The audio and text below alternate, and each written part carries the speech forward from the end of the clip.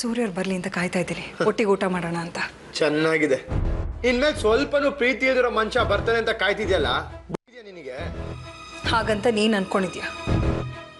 ಆದ್ರೆ ಸೂರ್ಯ ಅವರಿಗೆ ನನ್ನ ಮೇಲೆ ತುಂಬಾ ಒಲವಿದೆ ಕಣೋ.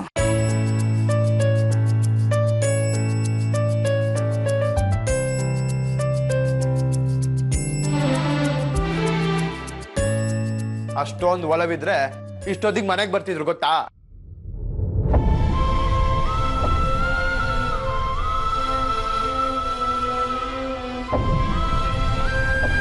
ಅಂದ್ರೆ ಅವ್ರ ಮನೆಗೆ ಲೇಟಾಗಿ ಬಂದ್ರು ಅನ್ನೋ ಮಾತ್ರಕ್ಕೆ ನನ್ನ ಮೇಲೆ ಪ್ರೀತಿ ಇಲ್ಲ ಅಂತಾನ? ಹೌದು, ಮತ್ತೆ ಗಂಡ ಆದವನ್ಗೆ ಮನೆ ಬಿಟ್ಟು ಆಚೆ ಹೋದ್ಮೇಲೆ ಎಷ್ಟು ಗಂಟೆಗೆ ಮನೆಗೆ ಬರ್ತೀನಿ ಅನ್ನೋ ಕಾತರ ಇರಬೇಕು.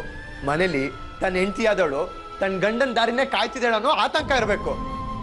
ಆದ್ರೆ ನಿನ್ ಗಂಡನ್ಗೋ ಅದೇನು ಇಲ್ಲ. ಮನೇಲಿ ಹೆಂಡತಿ ಕಾಯ್ದ್ರೆ ಕಾಯ್ಲಿ ಬಿಡು ಅಂತ ಸುಮ್ಮನೆ ಇರ್ತಾರೆ. ಅಮ್ಮ, ಅವ್ರಿಗೋಸ್ಕರ ಕಾಯ್ದ್ರಲ್ಲಿ ಏನು ಪ್ರಯೋಜನ ಇಲ್ಲ, ಸುಮ್ಮನೆ ಹೋಗಿ ಮಲ್ಕೋ. ನಿನಗೆ ನಿಮ್ಮ ಅಪ್ಪನ ಬಗ್ಗೆ ಗೊತ್ತಿಲ್ಲ ಕಣೋ.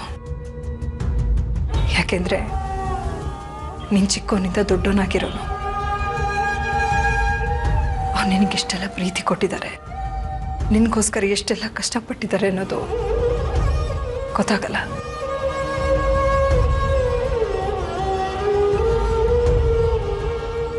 ನಿನಗೋಸ್ಕರ ಅವ್ರು ಏನೆಲ್ಲ ಮಾಡಿದ್ರು ಅನ್ನೋದು ಮರ್ತೋಗಿದೆ.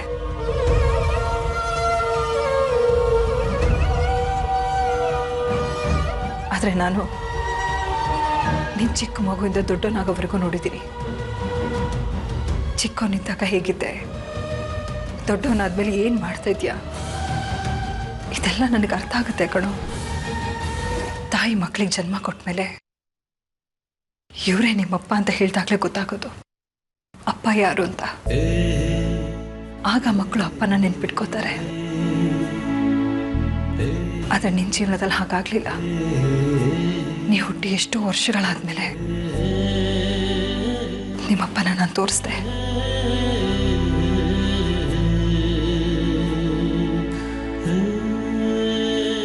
ನಾನು ನಿನಗೆ ಜನ್ಮ ಕೊಟ್ಮೇಲೆ ದಿಕ್ಕಿಲ್ದೆ ದಾರಿ ಕಡ್ದೆ ನನ್ನ ಜೀವನ ಮುಗ್ದೋಯ್ತು ಅನ್ನುವಾಗ ಸೂರ್ಯ ಅವ್ರು ನನ್ನ ಕೈ ಹಿಡ್ದಿದ್ದು. ಅಮ್ಮ ನನಗೆ ಬಲವಂತವಾಗಿ ಮದುವೆ ಮಾಡಿದ್ರು. ನನ್ನ ಮನಸ್ಸನ್ನ ಅವ್ರಿಗೆ ಕೊಡೋದಕ್ಕೆ ಹಿಂದೆ ಮುಂದೆ ನೋಡ್ತಾ ಇದ್ದೆ. ಆದ್ರೆ ನೀನು ಅವ್ರ ಕೈ ಹಿಡಿಯೋಕೆ ಕಾತರಿಸ್ತಾ ಇದ್ದೆ. ಸೂರ್ಯ ಅವ್ರನ್ನ ನನಗಿಂತ ಹೆಚ್ಚಾಗಿ ನೀನು ಅವ್ರನ್ನ ಹಚ್ಕೊಂಡಿದ್ದೆ. ನಿನಗೆ ಅವ್ರ ಆಸರೆ ಬೇಕಾಗಿತ್ತು, ಅವ್ರ ಅಕ್ಕರೆ ಬೇಕಾಗಿತ್ತು.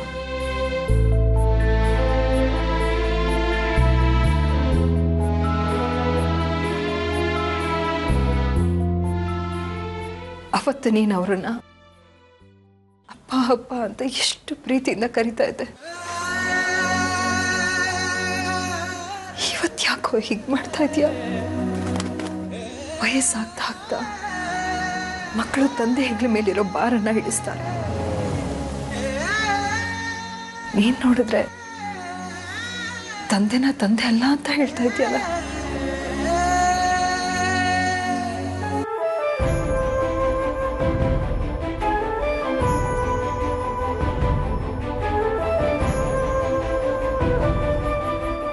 ಈಗ ನಿನಗಿದೆಲ್ಲ ಗೊತ್ತಾಗಲ್ಲ ಕಣೋ. ಮುಂದೊಂದು ದಿನ ಸಫರ್ ಪಡ್ತೀಯ, ಆಗ ಅರ್ಥ ಆಗುತ್ತೆ ನಿನಗೆ. ಸಾಕು ಸುಮ್ಮನೆ ರಮ್ಮ, ಸುಮ್ಮನೆ ನಿನ್ ಗಂಡನ ವಯಸ್ಕೊಂಡು ಮಾತಾಡ್ಬೇಡ. ನೀನ್ ಏನೇ ಹೇಳಿದ್ರು ಸರಿ, ನೀನ್ ಹೇಳೋ ನಮ್ಮಪ್ಪ ಸರಿ ಇಲ್ಲ. ಹೌದು ಆದಿ, ಇವತ್ತು ನಮ್ಮಪ್ಪ ಸರಿ ಇಲ್ಲ ಅಂತ ಹೇಳ್ತಾ ಇರೋ ನಿನ್ನ ಬಾಯಲ್ಲಿ ನಮ್ಮಪ್ಪನೇ ಸರಿ ಅಂತ ಹೇಳೋ ಸಮಯ ಬಂದೇ ಬರುತ್ತೆ. ಆದ್ರೆ ಅವತ್ತಿಗೂ ಇವತ್ತಿಗೂ ಇರೋ ಒಂದೇ ವ್ಯತ್ಯಾಸ ಏನು ಅಂದ್ರೆ, ಈಗ ನಾನು ಹೇಗೆ ತಂದೆ ಆಗಿದ್ದೀನೋ ಹಾಗೆ ನೀನು ತಂದೆ ಆಗಿರ್ತೀಯ. ನಮ್ಮಪ್ಪ ಹೇಳಿದ್ ಸರಿ ಅಂತ ನಿನಗೆ ಅನಿಸ್ತಾ ಇರುತ್ತೆ, ಆದ್ರೆ ನಿನ್ನ ಮಕ್ಕಳಿಗೆ ನಮ್ಮಪ್ಪ ಸರಿ ಇಲ್ಲ ಅಂತ ಅನಿಸ್ತಾ ಇರುತ್ತೆ. ಅಫ್ಕೋರ್ಸ್ ಮಿಸ್ಟರ್ ಶಿವರಾಜಶೇಖರ್, ನಾಳೆ ದಿನ ನಾನ್ ತಂದೆ ಆದ್ಮೇಲೆ ನೀವ್ ಹೇಳ್ದಾಗೆ ನಾನು ಮಾತಾಡ್ಬೋದು. ಆದ್ರೆ ಅದಕ್ಕೆ ನೀವು ಖುಷಿ ಪಡೋದ್ ಬೇಕಾಗಿಲ್ಲ. ಯಾಕಂದ್ರೆ ಆಗ ಖುಷಿ ಪಡೋದಕ್ಕೆ ನನಗ್ ಬೇರೆ ಅಪ್ಪನೇ ಇದ್ದಾರೆ.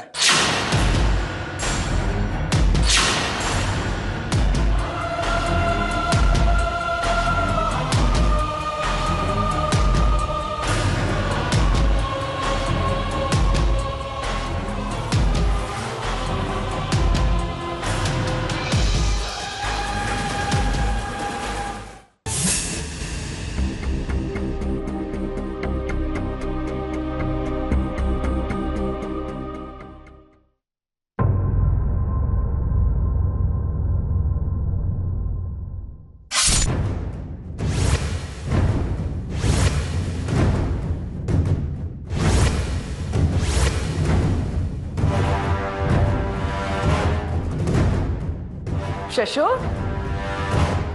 ಶಶು ಶಶು ಏನಾಯ್ತತ್ತೆ? ಯಾಕೆ ಕೂಗ್ಕೋತಾ ಇದೆಯಾ? ಈ ಫೋಟೋ ನೋಡು, ಮುಖ ಯಾರ್ದು ಅಂತ ಗೊತ್ತಾಗ್ತಿಲ್ಲ, ಎಲ್ಲ ಗೀಚಾಕ್ಬಿಟ್ಟಿದ್ದಾರೆ. ಯಾರು ಅಂತ ಗೊತ್ತಾಯ್ತೇನೋ? ಇಲ್ಲ, ಗೊತ್ತಾಗ್ತಾ ಇಲ್ಲ. ಎಲ್ಲಿ ಸಿಕ್ತು ಈ ಫೋಟೋ? ನಿನ್ ರೂಮಲ್ಲೇ ಕಣೋ. ನನ್ನ ರೂಮಲ್ಲ?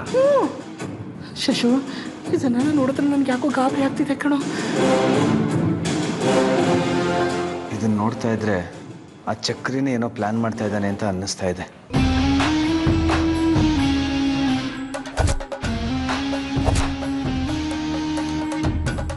ಇದು ಇದು ಇದು ನಾನು ಮುಂದೆ ಮಾಡಬೇಕು ಅಂದ್ಕೊಂಡಿರೋ ಪ್ರಾಜೆಕ್ಟ್ ಸ್ಕೆಚ್.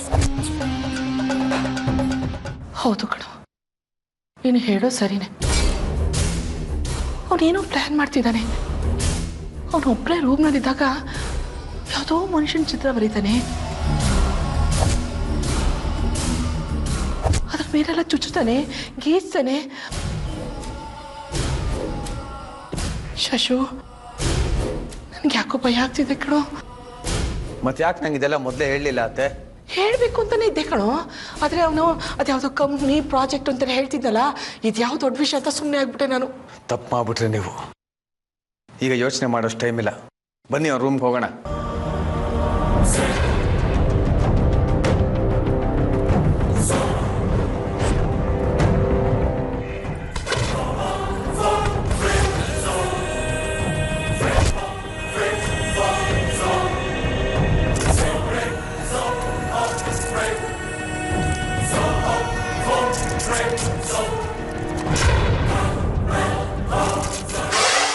ಇದೆ ಕಣೋ, ಇದನ್ನೇ ನಾನು ಹೇಳಿದ್ದು. ರೂಮಲ್ಲಿ ಇಟ್ಕೊಂಡು ಏನೋ ಗೀಸ್ತಿರ್ತಾನೆ ಅಂದಲ್ಲ, ಇದನ್ನೇ ಕೇಳಿದ್ದಕ್ಕೆ ಅದ್ಯಾವುದೋ ಪ್ರಾಜೆಕ್ಟ್ ವರ್ಕ್ ಅಂತಂದ. ಪ್ರಾಜೆಕ್ಟ್ ವರ್ಕ್ ಹೀಗಿರುತ್ತೇನೋ? ಇದನ್ನೆಲ್ಲ ನೋಡ್ತಾ ಇದ್ರೆ ಅವ್ನು ಬೇರೆ ಏನೋ ಪ್ಲಾನ್ ಮಾಡ್ತಾ ಇದ್ದಾನೆ ಅಂತ ಅನ್ನಿಸ್ತಾ ಇದೆ. ನಾನು ಆವತ್ತಿಂದ ಅದನ್ನೇ ಬಡ್ಕೊತಿರೋದು. ನೀ ನನ್ನ ಮಾತಿನ ಕಡೆನೇ ಗಮನ ಕೊಡ್ತೀರಾ. ಇವತ್ತು ಜಾಸ್ಮಿನ್ ಬರಲಿ, ನಾನು ಅವಳನ್ನೇ ನೇರವಾಗಿ ಕೇಳ್ತೀನಿ, ಅವ್ನು ಯಾರು ಏನು ಅಂತ ನಿನಗೆ ಚೆನ್ನಾಗಿ ಗೊತ್ತಾ ಅಂತ. ಕೇಳು, ಆದರೆ ನಮಗೆ ಅವನ ಮೇಲೆ ಅನುಮಾನ ಇದೆ ಅಂತ ಜಾಸ್ಮಿನ್ಗೆ ಗೊತ್ತಾಗಬಾರ್ದು. ಇಂಡೈರೆಕ್ಟಾಗಿ ಮಾತಾಡು. ಸರಿ, ಇವತ್ತು ಅವಳು ಮನೆಗೆ ಬರಲಿ. ನಾನು ಮಾಡೋ ಮೊದಲನೇ ಕೆಲಸ ಅದೇ.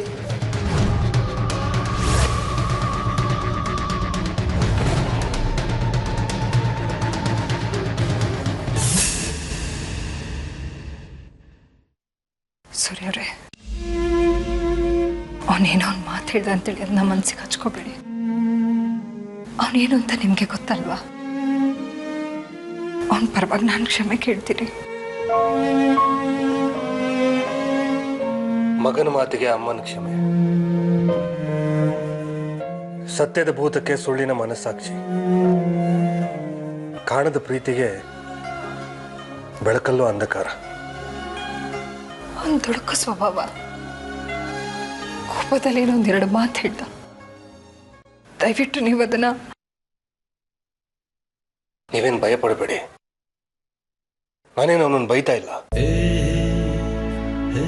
ಇವತ್ತಲ್ಲ ನಾಳೆ ಅವನು ಮಾಡಿದ ತಪ್ಪಿಗೆ ತಕ್ಕ ಪಶ್ಚಾತ್ತಾಪ ಪಟ್ಟೆ ಪಡ್ತಾನೆ. ಆಗ ಗೊತ್ತಾಗತ್ತೆ ಈ ಅಪ್ಪನ ಬೆಲೆ ಏನು ಅಂತ. ಅದನ್ನ ಗೊತ್ತು ಮಾಡೋ ಜವಾಬ್ದಾರಿ ನಂದು. ಅದನ್ನೆಲ್ಲ ಮರೆತು ಬನ್ನಿ ಊಟಕ್ಕೆ ಮಾಡೋಣ.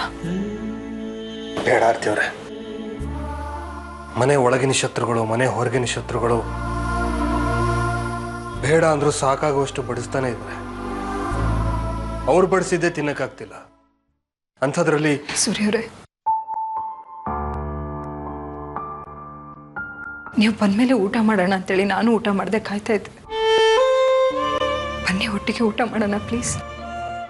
ಸಾರಿ ಆರ್ತಿಯವ್ರೆ, ನಿಮ್ಮ ಆಸೆಗೆ ನಾನು ಸ್ಪಂದಿಸ್ತಾ ಇಲ್ಲ.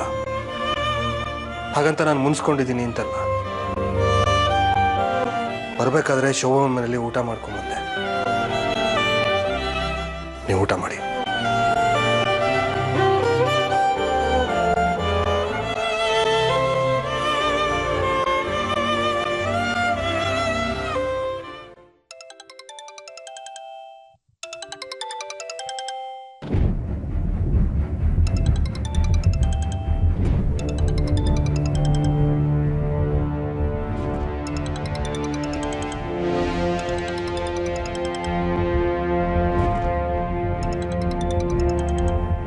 ಸ್ವಾತಿ ಅವರೇ,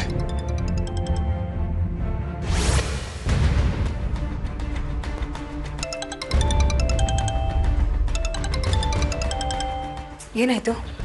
ಮಾತಾಡ್ಬಿಡಿ, ಕೇಳಿಸ್ಕೊಳ್ಳಿ.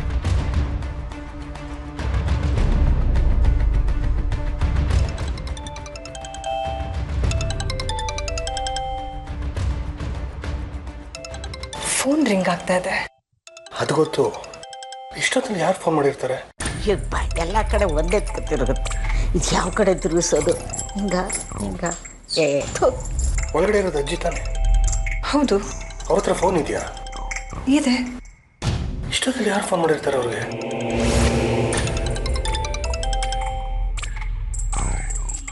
ಸೂರ್ಯ ಅವರೇ, ಸ್ವಾತಿ ಫ್ರೆಂಡ್ಸ್ ಯಾರೋ ಕಾಲ್ ಮಾಡಿರ್ತಾರೆ. ಅದಕ್ಕೆ ಯಾಕೆ ಇಷ್ಟೊಂದು ಟೆನ್ಷನ್ ಆಗ್ತೀರಾ? ಮೊದಲು ನೀವು ಹೋಗಿ ಮಲ್ಕೊಳ್ಳಿ, ನಾನು ಬರ್ತೀನಿ.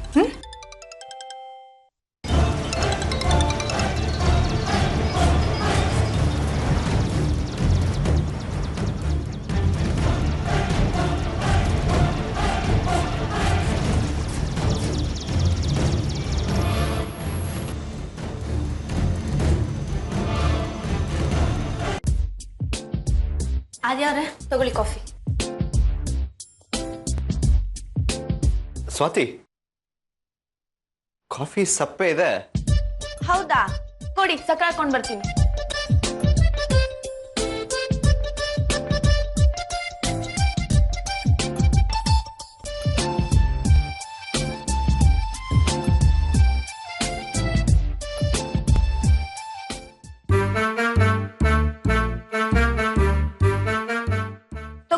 ತಗೊಳ್ಳಿ, ಇನ್ನೂ ಸ್ವಲ್ಪ ಜಾಸ್ತಿನೇ ಹಾಕೊಂಡ್ ಬಂದಿದ್ದೀನಿ. ಇನ್ನೂ ಸಪ್ಪೆನೇ ಇದೆ. ಹೌದಾ? 3 ಸ್ಪೂನ್ ಹಾಕೊಂಡ್ ಬಂದಿದ್ದೀನಿ. ಇನ್ನು ನಿಮ್ಗೆ ಎಷ್ಟು ಸ್ಪೂನ್ ಬೇಕು? 3 ಸ್ಪೂನ್ ಶುಗರ್ ಹಾಕಿದ್ಯಾ? ಆದ್ರೂ ಸ್ವೀಟೇ ಇಲ್ಲ ಕಣೆ. ಸರಿ ಇರಿ, ಇನ್ನೂ ಸ್ವಲ್ಪ ಹಾಕೊಂಡ್ ಬರ್ತೀನಿ.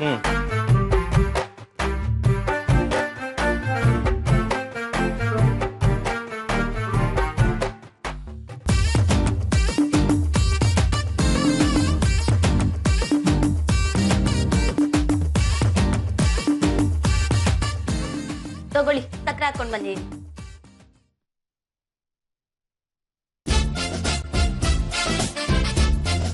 ಸಪ್ಪೆನೇ ಇದೆ. ನಿಜ ಸಕ್ಕರೆ ಹಾಕಿದ್ಯಾ? ಹಾಕ್ದೆ, ಇನ್ನು ಸ್ವಲ್ಪ ಹಾಕೊಂಡ್ ಬರ್ಲಾ? ಹಾ ಸರಿ, ಕೊಡಿ.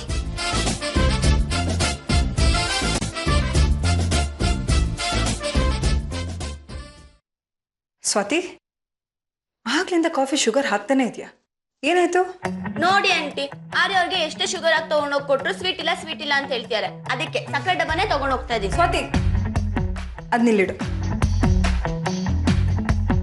ಈಗ ಆರ್ಯನ್ಗೆ ಹೋಗಿ ಕಾಫಿ ಕೊಡು. ಅಕಸ್ಮಾತ್ ಶುಗರ್ ಸರಿ ಇಲ್ಲ ಅಂತ ಏನಾದ್ರು ಹೇಳಿದ್ರೆ ನೀನೊಂದು ಸಿಪ್ ಮಾಡಿ ಕೊಡು. ಆಗ ಎಲ್ಲ ಸರಿ ಹೋಗುತ್ತೆ. ಅದ್ ಹೇಗೆ? ಕೊಟ್ಟು ನೋಡು, ನಿನಗೆ ಗೊತ್ತಾಗುತ್ತೆ.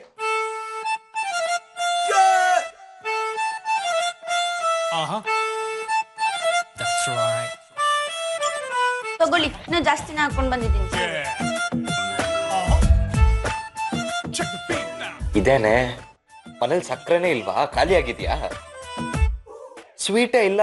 ಹೌದಾ? ಕೊಡಿ, ನಾನ್ ಕುಡ್ದು ನೋಡ್ತೀನಿ.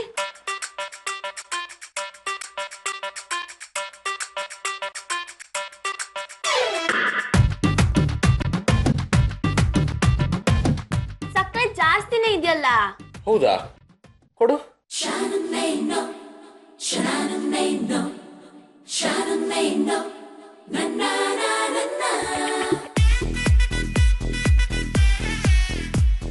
ಈಗ ಸಕ್ಕದಾಗಿದೆ. ಈ ಕೆಲಸನ ಮುಂಚೆನೆ ಮಾಡಿದಿದ್ರೆ ಅರ್ಧ ಕೆಜಿ ಸಕ್ಕರೆ ಉಳ್ದಿರೋದು. ತೂಕತ್ತು ಗಡಬಡ ಚಲ ಚಲ ಲಡಕೆ, ತೂಕತ್ತು ದಡಬಡ ಬಾಯ್ ಬಾಯ್ ಬಡಕೆ. ಇನ್ಮೇಲಿಂದ ನಿಮಗ್ ಕಾಫಿ ಕೊಡಕ್ಕೆ ಕೆಲ್ಸದವ್ರು ಬಂದ್ರೆ ಅವ್ರು ಕೊಡಕ್ಕಿಂತ ಮುಂಚೆ ನೀವು ಟೇಸ್ಟ್ ಮಾಡ್ಬಿಟ್ಟು ಕೊಡಿ ಅಂತ ಹೇಳ. ತೂಕತ್ತು ದಡಬಡ ಬಾಯ್ ಬಾಯ್ ಬಡಕೆ.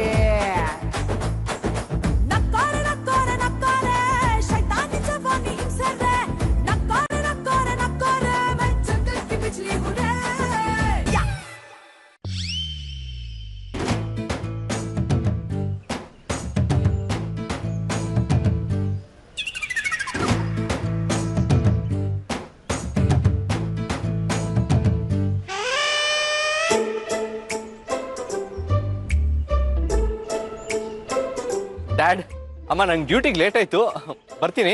ಏ ಆರ್ಯ, ಡ್ಯೂಟಿ ಮುಗಿಸ್ಕೊಂಡು ಮನೆಗೆ ಬರ್ತೀಯ, 2 kg ಸಕ್ಕರೆ ತಗೊಂಬ. ಸ್ವಾತಿ ಕಾಫಿಗೆ ಸಕ್ಕರೆ ಹಾಕಿ ಹಾಕಿ ಖಾಲಿ ಮಾಡಿಬಿಟ್ಟಿದ್ದಾಳೆ. ಸ್ವಾತಿ, 1 ನಿಮಿಷ.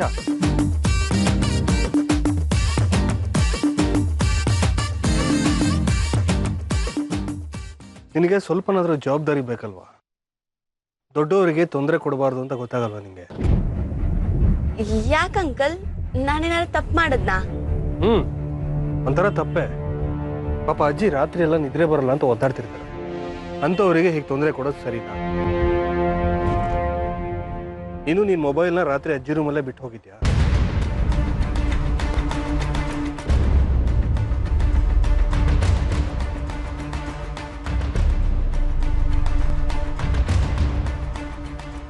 ಅದರಿಂದ ಅವ್ರಿಗೆ ಎಷ್ಟು ತೊಂದರೆ ಆಯ್ತೋ ಏನೋ. ಸಾರಿ ಅಂಕಲ್, ಇನ್ ಮುಂದೆ ಹಾಗಾಗ್ದೇ ನೋಡ್ಕೊಂತೀನಿ. ಸರಿ.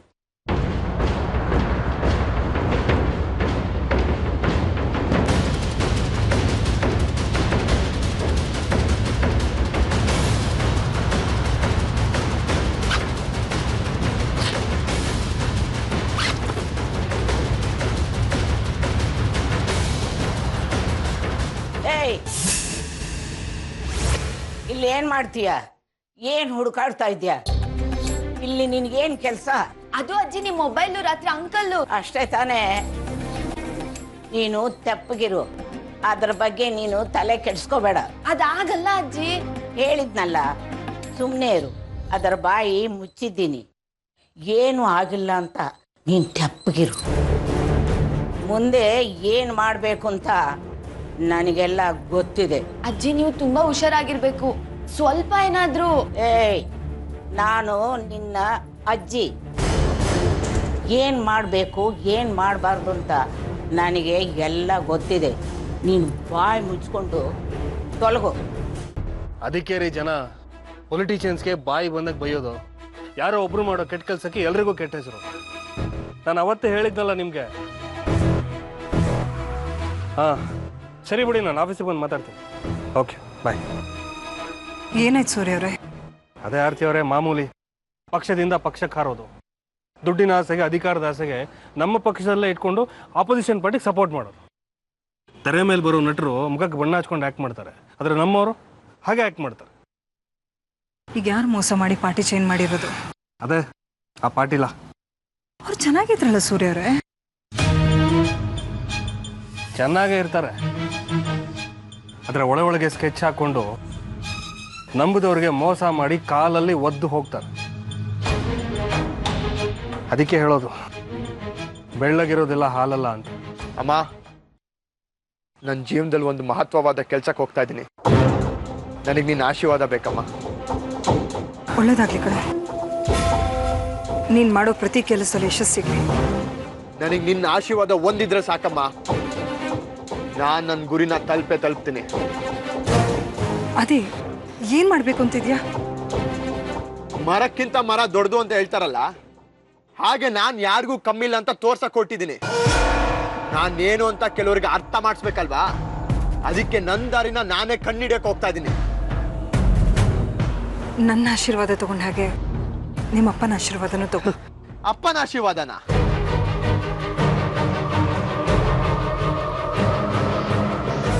ಅಮ್ಮ ಮುದ್ದು ಮಾಡೋದಕ್ಕೂ ಮುಂಚೆ ಶತ್ರುಗಳ ಕೈಲೇ ಕಂಕಣ ಕಟ್ಟಿಸ್ಕೊಳ್ಳೋದು ತ್ರೇತಾಯುಗದ ಸಂಪ್ರದಾಯ. ಆದ್ರೆ ಹಿತಶತ್ರುಗಳೇ ತುಂಬಿರೋ ಈ ಕಲಿಯುಗದಲ್ಲ.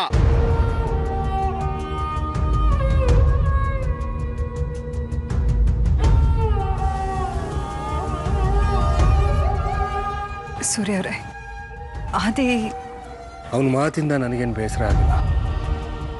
ಅವನ ನಡೆ, ಅವನ ಮಾತು ನಿಮಗೆ ವಿಚಿತ್ರ ಅಂತ ಅನ್ಸಿರ್ಬೋದು, ಆದರೆ ಅದೇ ಸತ್ಯ. ನನಗೆ ನನ್ನ ಪರಿಸ್ಥಿತಿಗಿಂತ ನಿಮ್ಮ ಸ್ಥಿತಿ ಬಗ್ಗೆ ಅನುಕಂಪ ಜಾಸ್ತಿ ಆಗ್ತದೆ. ಯಾಕೆ ಕೇಳ್ತಾ ಇದ್ದೀರಾ? ನೀವು ಅವನಿಗೆ ಆಶೀರ್ವಾದ ಮಾಡಿದ್ರಲ್ಲ, ಅದರಲ್ಲಿ ನನಗೆ ಶಾಪನೂ ಇದೆ. ಭೀಷ್ಮ ತನ್ನ ಸಾವಿನ ಗುಟ್ಟನ್ನು ಬಿಟ್ಕೊಟ್ನಲ್ಲ, ಹಾಗೆ